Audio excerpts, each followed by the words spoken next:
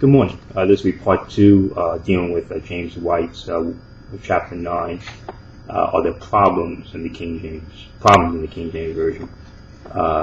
And a problem is not an error. And so he misleads you right off that with the title, false title, and then he's going to constantly switch back and forth to an error. Matter of fact, I'm going to finish up where I was left off my last video. We already know the problems in the Texas receptors, not errors, problems in previous chapters. In this chapter, we wish to focus on specific problems in the King James Version translation, having already concluded our examination of textual issues. And we repeat once again that we do not in any way believe that these errors. Now go look up a dictionary and see where you find the word problem and error being the same word. They're not used as the same word. They never use the same word. A problem is a problem. It's not an error until it's proven to be an error. A problem just means it could be an error. But this is a guy who's claiming he can correct your King James Bible. He knows the errors. This is what the issue is. He's writing a book, and a number of editions of his errors have been proven, shown, and he constantly changes the work, updates it. And this guy can't write a simple sentence and understand the difference between the word problem and error. And he has supposed to have a master's degree. As from a person who's not looking up the words, but he's trying to convey a subtle lie to you. Anyone reasonable would say, yeah, there are problems in the King James Bible, because man has a hard time understanding what God's word is because it's so deep. But that doesn't mean there are errors. Then he goes on, well, nobody is perfect. We're not talking about a person. We're talking about a book that God gave us from their hands. And he's saying with the translators. The translators can't be perfect, but they could give us a perfect translation. Clearly, God gave us through man perfect originals. So God can raise up men who are well trained and great scholarship ability that they could correctly translate exactly what he wanted translated. God is able to do that.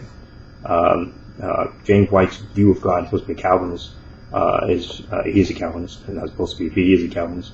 But he's supposed to believe that the God is sovereign and omnipotent. He doesn't believe that God can give us a perfect book. So it's a very limited viewpoint of God that White has. The men who worked in the translation of the AV nearly 400 years ago were great scholars, true. Possibly the greatest scholars who ever were gathered together in history. No one can possibly dispute that fact. That's right. But all great scholars know the limitations. That's what makes them great scholars. They understand they have limitations, and they recognize that they're humble. They're humble, and they recognize that. And these are humble men, and they recognize that they were not omniscient. They recognize their fallibility, true. And now he brings his own assumption. I really doubt they would take the slightest offense to a reasoned critique of their work. If it was a reasoned critique, they wouldn't. And many people, when the Bible first came out, the King James Bible, their work was critiqued extensively, and they recognized who the enemies of the book was: the papists, who didn't want the English-speaking people to have a Bible in their own language, and certain self-conceited brethren who were not satisfied with any work other than their own hammering on their own, as they put, hammering out their own anvil. That was the Calvinists. And so they pinpointed the two people who were not going to accept this work, and who were attacking from both angles. And that's exactly what James White's attacking from. And that's what these modern versions are dealing from. And they had pastors who were going up there and correcting the King James Bible, with the Greek. And one of the translators was at one of these occasions when a sermon was given by a younger man, and he was saying a better word would have been used, and he gave a Greek word, an English alternative to that Greek word. And the translator came up to him and said, young man, there are 5 good reasons for using a different word as you did, but there are 20 reasons why there weren't, and why they used that word that they did use. So the King James translators knew the arguments, and that's why when they hammered this thing out, they put this thing together, they got the right word, and they were very, very careful. And they actually explaining why it took so long for the translation, because they were so careful. And many issues in modern versions are not dealing with particular translation problems, the way the King James Bible believers, translators use the word, but from the fact that it was different texts, and that often comes into play. Here we go. See, the first problem we examine is found in Mark's Gospel, chapter 6, verse 20.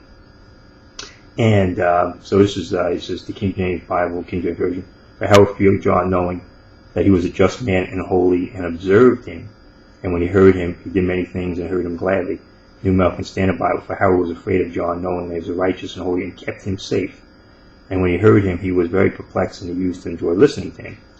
So did Herod observe John, as the KJV says, or keep him safe, as the New American Standard Bible says? The Greek term simply does not mean observe, but instead means to protect. One might possibly suggest that observe once meant to protect, but such seems a long stretch, especially since the KJV renders the same word preserve in Matthew 9:17 and Luke 5:38.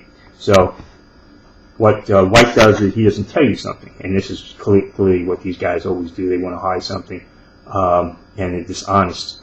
He doesn't tell you that word that the form of that word is used 3 times, and go here, and it is Mark 6:20, and the Greek form of that word is actually used in 3 occasions, and it doesn't mean to preserve. And if you looked at it doesn't mean to observe, but it doesn't mean to keep them safe. That's not how they were using it. The connotation there was to reverence. The other received text translations all had that meaning. They reverenced him, and that word is used. The Greek word here is used 3 times. Let's see here. And the exact form is used in Luke 2:19. Now, if you go to Luke 2:19, what you'll find is that when that word shows up, the modern versions translate that very word as where's it on here? Luke 2:19. 2:19. The New American Standard has treasured. That's when Mary treasured, kept these things, sunnetere. That's the Greek word being used there, and it's used different forms in the other 2 places that he mentioned in those connotation. Does he have it here in Matthew 9:17, Luke 5:38? He left out Luke 2:19. He left it out for a purpose, because if you check Luke 2:19, you find out that the American Standard NIV had the connotation of treasured up in that sense, and that's how the word is being used by the King James translators. And that Herod was watching him and observing him in the sense of reverencing him, honoring him, and that's the connotation that the word has. But he left out a reference, and he told you only 2 listenings. That Greek word is used 3 times, and the exact form is used in Luke 2:19. And when that form is used again, the exact form as a imperfect active third person singular indicative, you find New American Standard saying treasure and NIV using treasure, and that's why he avoided telling you that. So purposeful. There's purposeful behind it. Be that, or he's just very lazy. And but when a person writes a book, there's a reason why he's not putting things in, and you're going to edit, you're going to look at these things. So there's no accident that he would leave something like that out, because clearly the received text, all the Geneva, the bishops, Tyndale, they all had a connotation of reverencing him. So I would assume that White would looked at these things and understood another connotation that was going on there. Doesn't mean that they were keeping him safe. Herod was trying to keep him safe. It meant that Herod was observing him in the sense of respecting him and honoring him. He wanted to watch him, and he had a reverence for him as such. And that Greek word is used in that connotation in by the New American Standard, NIV, and Luke 2:19. Then you go on to here, assuming less than perfect. Now see, less than perfect translation. That's not an error. That's not an error. And so he's claiming that's an error in Matthew 6 verse 20. That's not an error. And he interprets differently, but the Greek word can be translated as the way the King James people translated had it, as observed in a sense of honoring him and treasuring him, and holding him in awe and reverence as the other received text Bibles had it. Then he goes on to assuming less than perfect translation. Again, less than perfect is not an error. Is Mark 5:18, and this is when he goes pineth away as opposed to stiffens out. And he goes here, it's difficult to get stiffens out or becomes rigid from pineth away. Well, that's because it doesn't mean that. The issue is pineth away means wasting away. It doesn't mean to stiffen out.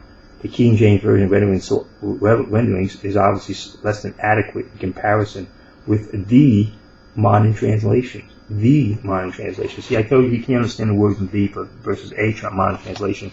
Not all the modern translations have stiffen out. You have the ASV had pineth, WB, World English Bible. Darby had the connotation. The King James 2000 had it. King James 21.